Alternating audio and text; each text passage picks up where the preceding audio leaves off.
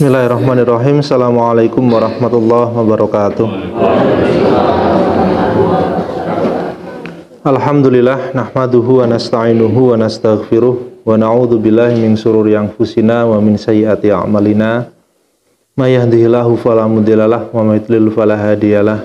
Asyhadu an la ilaha illallah wa asyhadu anna Muhammadan abduhu wa rasuluhu la nabiyya ba'dah. Rabbi syrah li sadri wa yassir li amri wahlul 'uqdatam min lisani yafqahu qawli, amma ba'd. Bapak Ibu yang dirahmati Allah, sebelumnya kami mohon izin duduk di depan dan berbicara di depan Bapak Ibu semuanya. Yang berbicara di depan bukan berarti dia yang paling soleh amalan-amalan ibadahnya. Yang duduk di depan bukan berarti dia yang paling paham terhadap perkara-perkara agama. Tetapi sekali lagi karena amanah yang diberikan oleh kami mengharuskan kami untuk berdiri, untuk duduk dan juga berbicara di depan Bapak Ibu semuanya. Semoga tidak menjadi keberatan bagi Bapak Ibu semuanya. Alhamdulillah, tentunya kita panjatkan puji syukur kita kehadirat Allah Subhanahu wa taala yang telah melimpahkan begitu banyak kenikmatan kepada kita semua, sehingga di pagi hari ini sedikit gerimis, tetapi Allah masih memudahkan kita untuk sama-sama mengunjungi suatu tempat yang begitu Allah cintai, suatu tempat yang begitu Rasulullah lazimi untuk beliau datangi, yaitu adalah masjid. Kemudian kita melaksanakan sholat secara berjamaah dan diikuti dengan kita sama-sama mempelajari, mengambil hikmah dari apa yang difirmankan oleh Allah, dan kemudian kita pula mengambil hikmah dari apa yang disabdakan oleh baginda Rasulullah Muhammad sallallahu alaihi wasallam. Kalau bukan karena ketetapan dari Allah, kalau bukan karena kemudahan yang Allah berikan kepada kita, tentunya kita tidak akan pernah mampu untuk duduk di sini sama-sama mengkaji ilmu, sebuah ilmu yang tentunya kita harapkan menjadi jembatan kita, menjadi tangga kita di dalam kehidupan akhirat, ketika kemudian di dalam kehidupan akhirat kelak kita membutuhkan tangga untuk kemudian kita menuju kepada surganya Allah Subhanahu wa taala. Salawat dan salam semoga tetap tercurahkan pada junjungan kita, Nabi besar kita, Nabi Agung Muhammad sallallahu alaihi wasallam beserta dengan keluarganya, sahabatnya dan juga para pengikutnya, dan semoga kita diberikan keistiqomahan untuk senantiasa menghidupkan sunnah-sunnahnya sampai dengan Allah memerintahkan malaikat maut mencabut ruh dari jasad kita semuanya. Bapak Ibu yang dirahmati Allah, di dalam putaran waktu satu hari, kita mendapati satu hari itu terdiri dari 24 jam. 24 jam kita hidup dalam putaran waktu satu hari. Dan di dalam putaran waktu satu hari, 24 jam itu berbeda antara waktu yang satu dengan waktu yang lainnya. Tidak sama. Ada perbedaan kedudukan di hadapan Allah di masing-masing jam. Dan kita mendapati di dalam putaran waktu satu hari 24 jam itu ada masa-masa prime time-nya, itu ada masa-masa golden time-nya, ada masa-masa istimewa di dalam putaran waktu satu hari 24 jam itu. Kita mendapati antara jam 3 menjelang subuh dengan jam 3 sore tentu kedudukannya berbeda. Antara jam 2 di sepertiga malam dengan jam 2 siang itu pun berbeda kedudukannya di hadapan Allah. Kalau kemudian kita memahami dalam putaran waktu satu hari 24 jam itu Allah membagi waktu dan Allah menempatkan ada waktu-waktu istimewa di dalam putaran waktu 24 jam itu, apalagi ketika kemudian ketika kita mendapati dalam putaran waktu 1 tahun 12 bulan, itu pun Allah akan membagi.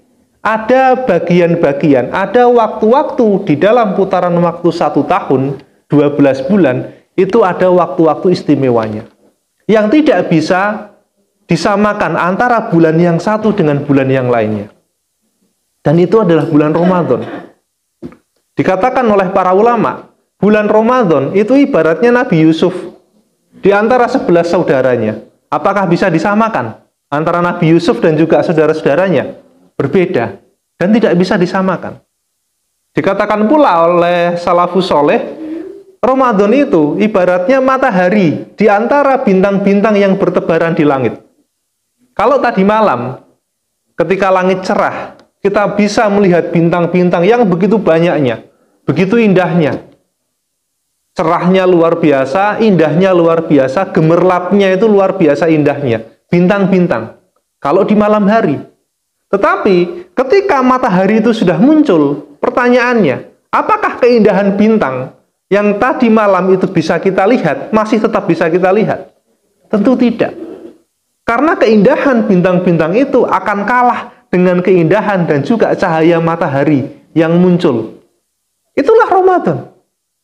Ibaratnya matahari di antara ribuan bintang-bintang yang ada di langit. Tentu berbeda dan begitu istimewanya.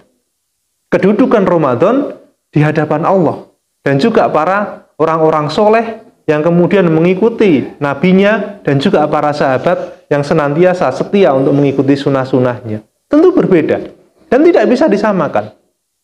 Makanya kemudian saking istimewanya bulan Ramadan itu, maka para sahabat itu tidak akan pernah menyisakan waktu, tidak akan pernah melepaskan waktu, barang 1 menit atau bahkan 1 jam sekalipun, itu untuk jauh dari lisannya ketika mereka membanjiri lisannya dengan zikir kepada Allah. Mereka tidak mau kemudian menyia-nyiakan waktu di dalam bulan Ramadan. Kenapa? Karena saking gedenya posisi bulan Ramadan itu, saking agungnya posisi bulan Ramadan itu di hadapan Allah. Sampai-sampai kita mendapati di dalam hadis qudsi yang disampaikan melalui lisan Rasulullah, Allah berfirman melalui lisan Rasulullah, wa shaumul li wa ana ajzi bihi. Puasa itu untukku, kata Allah. Wa ana ajzi bihi, dan aku sendiri yang akan memberikan pahala itu. Yang menarik Bapak Ibu yang dirahmati Allah. Allah di sini menyampaikan wa shaumul li, puasa itu untukku. Di mana pada ibadah-ibadah yang lain seperti sholat, sedekah, zakat, umroh, haji, Allah tidak pernah menisbatkan namanya dalam ibadah itu secara langsung untuk dirinya. Sholatmu untukku, nggak pernah kita mendapat. Umroh dan juga hajimu itu untukku, enggak. Tapi khusus pada ibadah puasa di bulan Ramadan dan juga ibadah-ibadah turunannya di bulan Ramadan, Allah menisbatkan namanya sendiri. Wasaumuli, puasa yang kau lakukan, ibadah-ibadah yang kau lakukan di bulan Ramadan itu bukan untuk siapa-siapa. Itu untukku, kata Allah. Di sini menunjukkan posisi bulan Ramadan, posisi siam dan juga ibadah-ibadah di bulan Ramadan itu memiliki posisi yang sangat agung, yang sangat tinggi derajatnya di hadapan Allah. Maka nggak bisa kita kemudian meremehkan. Maka nggak bisa kemudian kita menyamakan ibadah kita di bulan Ramadan dengan ibadah-ibadah kita di luar bulan Ramadan. Kalau sampai kemudian kita menyamakan, lo rugi Pak, rugi Bu. Wong itu adalah sebuah gelaran ibadah yang begitu prestisius di bulan Ramadan, nggak bisa kita samakan dengan bulan-bulan yang lainnya. Dan seorang hamba ketika masuk dia di bulan Ramadan, mendapati dirinya disampaikan umurnya pada bulan Ramadan, itu akan merasakan kedekatan yang luar biasa kepada Rabb-nya. Kan kita mendapati, kalau di bulan Ramadan, kalau misalkan, ibu-ibu lah, misalkan kalau kemudian libur saja, datang bulan misalnya, lo itu mau makan di pinggir jalan aja malu kok. Mau minum aja malu kok. Apalagi yang laki-laki. Ketika kemudian kita safar misalnya, pergi ke tempat jauh, pergi ke Semarang, ke Jogja, yang kita dalam keadaan safar mendapatkan rukhsah untuk tidak berpuasa di hari itu, kadangkala kita merasa mboten kepenak. Arep batalke poso niku eman-eman. Dan di samping itu nggak enak karena suasananya adalah suasana puasa. Suasananya adalah suasana ketaatan. Suasananya adalah suasana ketika orang-orang itu memaksimalkan ketaatan dan juga ibadahnya di bulan itu. Bahkan kalau kita mendapati di dalam diri kita sendiri, misalnya kalau kita akan melaksanakan sholat duhur, sebelumnya kita berwudu. Pertanyaannya, kalau kumur-kumur di bulan Ramadan itu membatalkan puasa atau tidak, Pak? Tidak, nggih, kita sepakat. Berwudu itu tidak membatalkan puasa. Air wudu air kumur-kumur yang masuk ke dalam mulut kita itu tidak kita telan. Padahal air itu sudah ada di dalam mulut kita. Kalau kemudian kita telan saja, loh sebelahnya kita itu nggak akan tahu kok kalau kita nelan air itu. Tinggal sore-sorenya kita ikut pengajian di Masjid An-Nur ini seolah-olah kita berpuasa. Kan mboten enten sing ngertos. Tetapi pertanyaannya, kenapa kemudian kita tidak menelan air kumur-kumur itu meskipun air itu sudah ada di dalam mulut kita? Loh, jarak beberapa senti dari kerongkongan. Tinggal mak glek rampung urusannya, Bu. Padahal kita juga mendapati ya, Ramadan itu kenapa dikatakan Ramadan? Berasal dari kata Romado. Romado itu membakar, terik, panas. Pramila, nek ten sasi poso biasa nih, nek pas terang, niku mesti seringenge kan bakar ini ku luar biasa. Panasnya niku lebih panas daripada bulan-bulan di lain selain bulan Ramadan. Soalnya apa? Ramadan, membakar, terik, panas. Makanya kalau kita kumur-kumur, itu kan seger rasanya mulut itu. Apalagi kalau kita telan. Tetapi kenapa kemudian tidak kita telan? Karena kita merasakan kehadiran Rob kita, pengawasan Rob kita di bulan Ramadan, itu begitu melekat. Hati kita rasanya itu dekat sekali dengan Rob kita. Sampai-sampai mboten tegel. Wong air sudah di mulut kok. Dan kita tidak membatalkan puasa. Ibarat kata, kalau di cerita Nabi Yusuf dulu, Nabi Yusuf yang nabi yang begitu gantengnya, kalau kebanyakan dari kita beranggapan Nabi Yusuf itu adalah manusia paling tampan di antara penduduk bumi. Ternyata bukan. Yang paling tampan itu adalah Nabi Adam. Karena apa? Karena Nabi Adam itu yang menciptakan langsung itu Allah. Dan Nabi Adam itu sempurna. Tidak bisa dibandingkan dengan Nabi Yusuf. Meskipun kita mendapati Nabi Yusuf itu tampannya luar biasa. Dikatakan oleh Imam Ibnu Katsir, ketampanan Nabi Yusuf itu setengahnya dari ketampanan Nabi Adam. Namun setengahnya. Tapi membuat para wanita ketika itu sampai terpana sehingga mengiris tangannya. Hubungannya Nabi Yusuf dengan dengan Ramadan itu adalah ketika Nabi Yusuf dihadapkan di sebuah ruangan yang sepi, tidak ada orang lain kecuali wanita yang begitu cantiknya, tetapi kemudian ketika wanita itu menawarkan dirinya kepada Nabi Yusuf menolaknya. Dan jangan dikira Nabi Yusuf tidak mencintai wanita itu, karena sesungguhnya kita mendapati di dalam Al-Quran, wahammat bihi wahamma biha. Kalau salah tolong dikoreksi. Wahamma itu artinya itu cintanya itu cinta banget, ngebetnya itu ngebet banget. Nabi Yusuf cinta kepada wanita itu, tertarik dengan wanita itu, dan wanita itu tertarik dengan Nabi Yusuf. Tetapi Nabi Yusuf tidak mengambilnya, tidak mengambil kesempatan untuk bermaksiat kepada Allah. Sebagaimana kita hari ini. Air itu sudah ada di depan mulut kita, di dalam mulut kita, dan kita tidak mengambil kesempatan itu. Betapa dekatnya hubungan antara seorang hamba dengan Robnya ketika mereka dalam keadaan berpuasa di bulan Ramadan. Lalu yang kedua adalah ketika Allah menyampaikan di dalam hadis yang sama, wa ana ajzibihi, dan aku sendiri yang akan memberikan pahala itu kepada hambaku ketika mereka berpuasa di bulan Ramadan. Kalau untuk ibadah-ibadah yang lain, Ibu, kalau untuk ibadah-ibadah yang lain, Pak, bisa jadi Allah itu menitipkan pahala-pahala itu kepada para malaikat. Ketika hisab itu sudah dimulai, mizan itu sudah ditegakkan, untuk ibadah-ibadah yang lain, Allah ketika akan memberikan pahala kepada hambanya, itu dititipkan kepada para malaikat.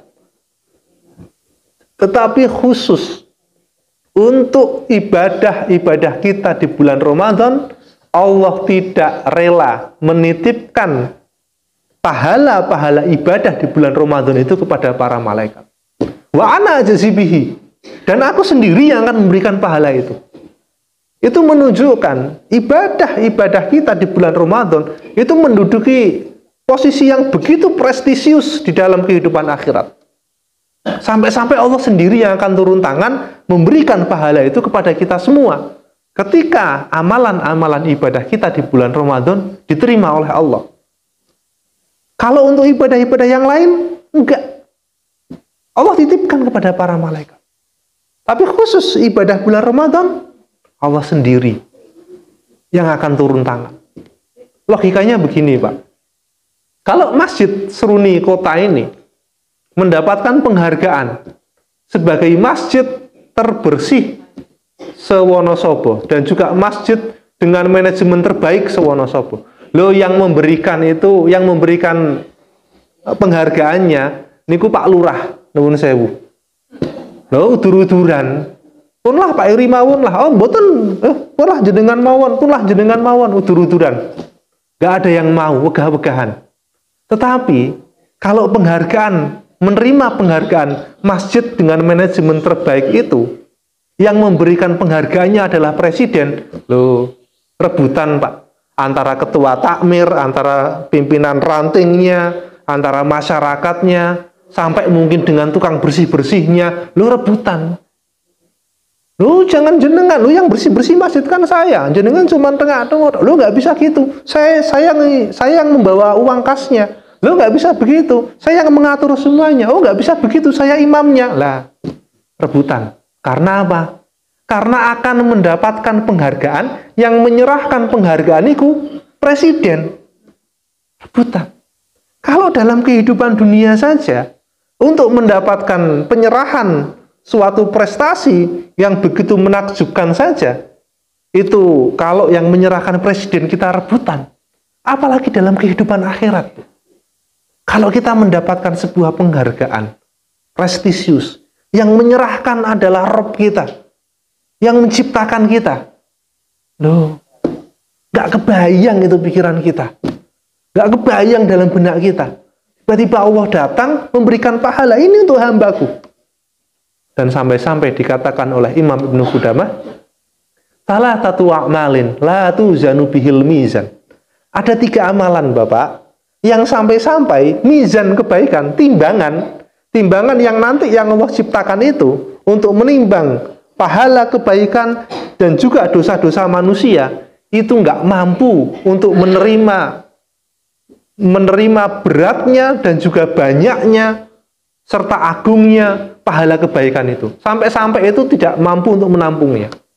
Dan salah satu dari 3 amalan yang hampir-hampir mizan kebaikan itu tidak mampu untuk menampungnya adalah pahala puasa Ramadan dan juga ibadah-ibadah turunan yang ada di dalam bulan Ramadan. Saking gedenya, saking agengnya posisi bulan Ramadan. Maka nggak bisa ketika kemudian kita biasa-biasa saja. Kalau bulan Ramadan sudah tiba, ayo kita sambut dengan sebaik-baiknya. Kalau kemarin-kemarin kita tidak menyambutnya dengan baik, kita tidak memaksimalkan ketaatan kita dengan baik, ayo mulai hari ini kita berkomitmen. Jangan sampai 1 detik, 2 detik, 1 menit, bahkan 1 jam pun kita menyia-nyiakan bulan Ramadan itu. Karena bisa jadi kita tidak dipertemukan dengan bulan Ramadan di tahun-tahun berikutnya. Dan bukan pahala yang kita dapatkan ketika kemudian kita menyia-nyiakan keindahan dan juga keistimewaan bulan Ramadan. Kita paham Bapak Ibu yang dirahmati Allah. Al-khuruju bidoman katanya. Jadi dalam sebuah hukum ekonomi itu dikatakan kalau akan ingin mendapatkan pendapatan yang besar, maka dia harus bersiap untuk menanggung resiko yang besar pula. Begitu juga dengan bulan Ramadan. Bulan Ramadan itu menawarkan pahala, menawarkan jaza yang begitu besar dan begitu banyak di hadapan Allah. Tapi ingat, bagi mereka yang menyia-nyiakan bulan Ramadan, Allah juga mengancamnya. Suatu ketika, Rasulullah itu akan berkhutbah. Pada tangga yang pertama, Rasulullah berkata, amin. Pada tangga yang kedua, naik, Rasulullah juga berkata, amin. Dan pada yang ketiga, pada tangga yang ketiga, Rasulullah pun berkata, amin. Sampai 3 kali Rasulullah berkata amin. Setelah itu Rasulullah berkhutbah. Selesai berkhutbah, para sahabat itu niku heran. Dan akhirnya bertanya kepada Rasulullah, wahai Rasulullah, yang engkau aminkan itu doa siapa? Kok sampai-sampai engkau mengaminkan? Padahal kami mendapati di antara kami tidak ada yang berdoa. Maka untuk menjawab rasa penasaran dari para sahabat, Rasulullah pun menyampaikan, yang aku aminkan itu adalah doa malaikat Jibril. Pernyataan malaikat Jibril. Dan kita paham, sebuah pernyataan, sebuah doa yang disampaikan oleh makhluk terbaik di antara penduduk langit dan diaminkan oleh manusia terbaik di antara penduduk bumi. Doanya tidak akan pernah tertolak, Pak. Doanya tidak akan pernah tertolak.